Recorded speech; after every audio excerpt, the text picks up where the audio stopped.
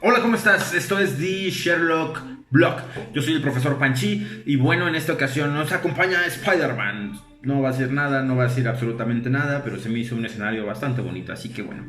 Vámonos con lo siguiente. Hoy vamos a ver teorías sociales de la criminalidad y bueno, son 6, así que vámonos rápido porque después quiero relacionarlas con la cuestión de Breaking Bad. Así que de entrada vemos las teorías, segundo los ejemplos y entonces sí concluimos con qué hay de relación entre ellas. Vamos entonces. Primera teoría, la teoría de la escuela de Chicago. He de platicarte que estas teorías y más bien lo que te estoy presentando hoy me baso en un libro llamado Introducción a la Criminología y al Derecho Penal de Elena Larrauri. Ella es una escritora española, una investigadora española, me parece que de Barcelona, y bueno, te la recomiendo ampliamente por lo esquemática que es en sus presentaciones. Bien, vámonos entonces con la escuela de Chicago. La escuela de Chicago nos va a decir que las personas, o más bien que los delincuentes, surgen en los mismos barrios y en las mismas áreas. Si tú quisieras responder a quién es el delincuente, solamente bastaría preguntarle, oye, ¿en dónde vives? Y con esa cuestión nosotros sabríamos qué es, qué hace y todas esas cuestiones. Por supuesto, ojo, las teorías tienen ciertas limitantes y por supuesto ciertas interrogantes. Sin embargo, sirven como ciertas guías para explicar o explorar un poco. Bien, la cuestión que va a decir la Rauri es que la idea de que, no lo dice la Rauri propiamente, sino que lo va a decir Shaw y Mackay en la escuela de Chicago, es que si la delincuencia se da en ciertos barrios determinados es por la cuestión de valores desviados, la formación de valores desviados, la falta de vigilancia y por ende la falta de sanciones. Siguiente teoría entonces. La teoría número 2, la teoría de la asociación diferencial propuesta por Sutherland. Sutherland nos va a decir que la delincuencia se aprende. Por ejemplo, él se va a cuestionar, ¿por qué los ricos delinquen? ¿Acaso no solo los pobres delinquen? Es decir, él empieza a hacer la relación de que también los ricos delinquen y entonces va a decir, bueno, la pobreza no es una justificación. ¿Cuál es la justificación entonces?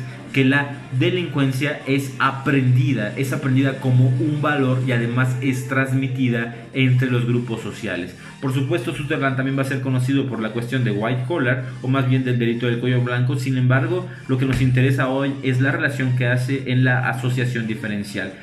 Esto diría que entonces es muy complicado que tú le digas a alguien que se dedica a la delincuencia que está mal, porque estos son valores que ha aprendido en su círculo y por ende él no va a ver que son malos.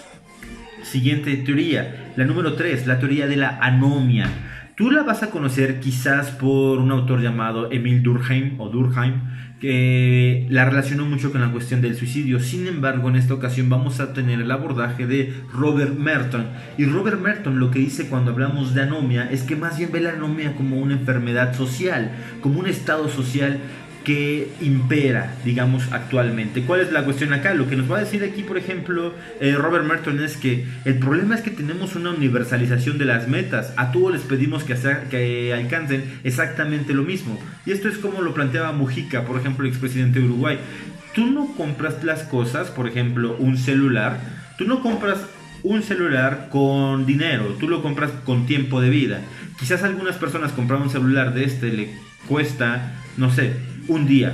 A mí me cuesta 30 días y entonces no es lo mismo. Sin embargo, la idea de éxito es que ambos obtengamos este celular. Es aquí donde está, digamos, el gran problema, porque si bien algunos dirían, bueno, me pongo a trabajar y lo obtengo, los otros, a través de sus circunstancias, simplemente les va a quedar decir, bueno, estos son mis medios y mis posibilidades, así que tomo la delincuencia como medio para alcanzar tal fin. Nuestra cuarta teoría es la de las culturas y subculturas, o puntualmente la de las subculturas. Elena Larrauri va a promover que esta teoría se hace de la relación entre asociación diferencial y anomia.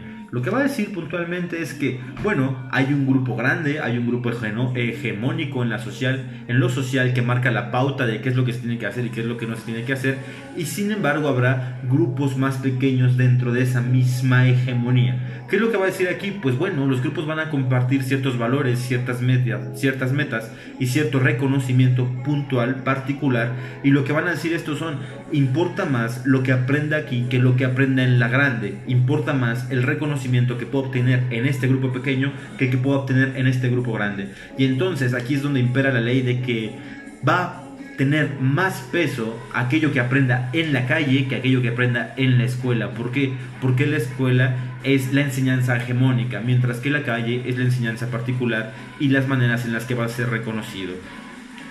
Seguramente van a poder relacionar esto con muchas películas, pero bueno, al final recuerden, vamos a hacerlo con Breaking Bad. La siguiente teoría es la teoría del control y el autor es Hirschi. ¿Qué es lo que nos va a decir Hirschi en la teoría del control? Diría que un sujeto comete delitos cuando ya no hay lazos a su alrededor. Lo que diría es que un sujeto va a cometer actos cuando los lazos afectivos, laborales o bien normativos se han roto. Es decir, una persona que no delinque es aquella que tiene muy bien instaurado cuestiones afectivas como entorno, familia, afectos y razones utilitarias. Esto tiene que ver mucho con el trabajo, la cuestión económica y además las cuestiones normativas. Hay una ley estricta que le dice no puedes hacer esto porque además va a ser sancionable. Cuando se rompen estos, es decir, cuando este sujeto pierde familia, trabajo y además no cree en la ley, entonces sí va a cometer un acto. Es mucho más proclive a hacerlo. De alguna manera, por eso Hirschi justifica que entre más jóvenes sean, pues más posibilidades tienen de delinquir por la cuestión de los mismos lazos. Nuestra sexta teoría es la de el etiquetamiento. Más que decir quién es un delincuente, va a decir qué implicaciones tiene los motes que nosotros creamos para cierto tipo de personas. ¿Qué implicaciones tiene decirle a alguien negro, negro, o a alguien gay, gay, o a alguien, digamos, delincuente, delincuente? Es decir, ¿en realidad lo son? ¿Sabemos lo que esto implica? En este caso lo que va a pasar es que las palabras se vuelven sumamente poderosas y entonces cuando tú le dices a alguien que es un delincuente y no lo es, él va a decir, quizás sí lo sea. Es más, lo va a creer y hasta va a cometer, va a ser más bien, va a tomar pautas de conducta que efectivamente evidencien que es un delincuente. Y entonces de aquí el peso de las palabras. La teoría del etiquetamiento lo que promueve es que deberíamos valorar qué sí debe ser delito, qué no debe ser delito y además cuidar esta cuestión de la estigmatización. Bien, por ahí van nuestras 6 teorías de hoy.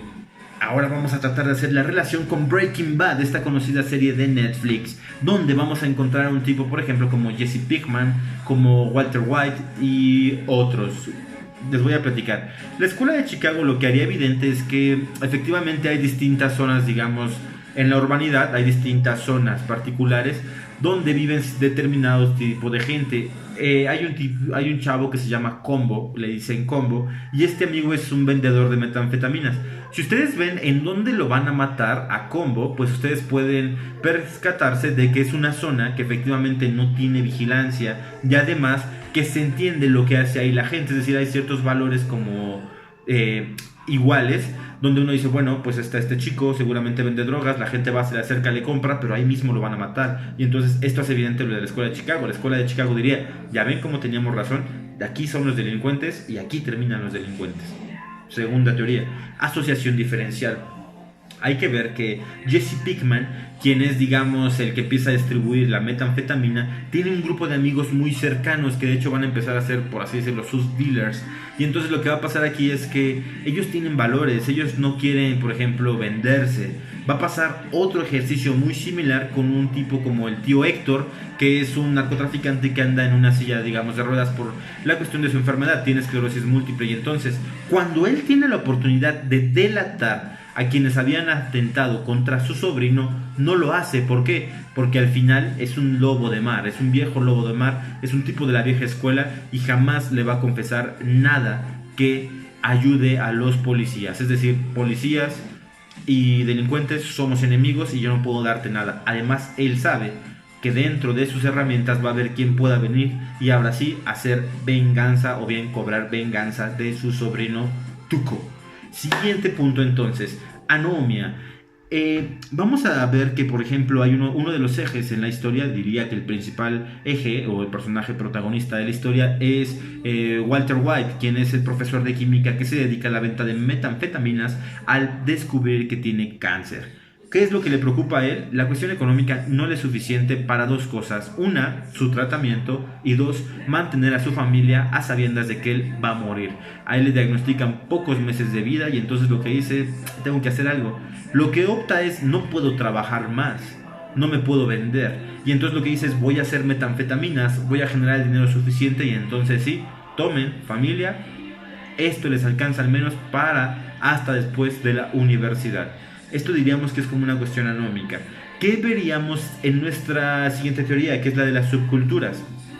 Las subculturas, bueno, se ven en todo momento. Como yo les platicaba del tío Héctor, el tío Héctor es un grupo de narcotraficantes, es un cártel particular que está en contra del cártel, del grupo hegemónico, perdón. Y entonces ahora sí, ellos van a compartir ciertos grupos particulares y además, en este caso, sí están en contra de los demás.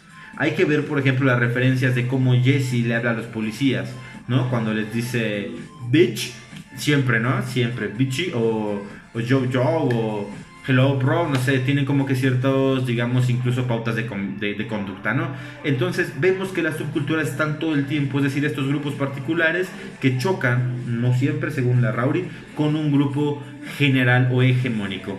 La siguiente entonces es la del control, y en la del control podemos relacionar necesariamente a Walter White también. ¿Qué es lo que lo lleva al crimen? El hecho de no tener estos lazos, tanto el afectivo, porque el afectivo de hecho se ve en riesgo, el económico, que tiene que ver con la cuestión del dinero, y lo normativo, en donde él simplemente dice, esto ni funciona, se lo pasa por las patas, y entonces dice, voy a cometer el acto, y entonces sí empieza a meter metanfetaminas.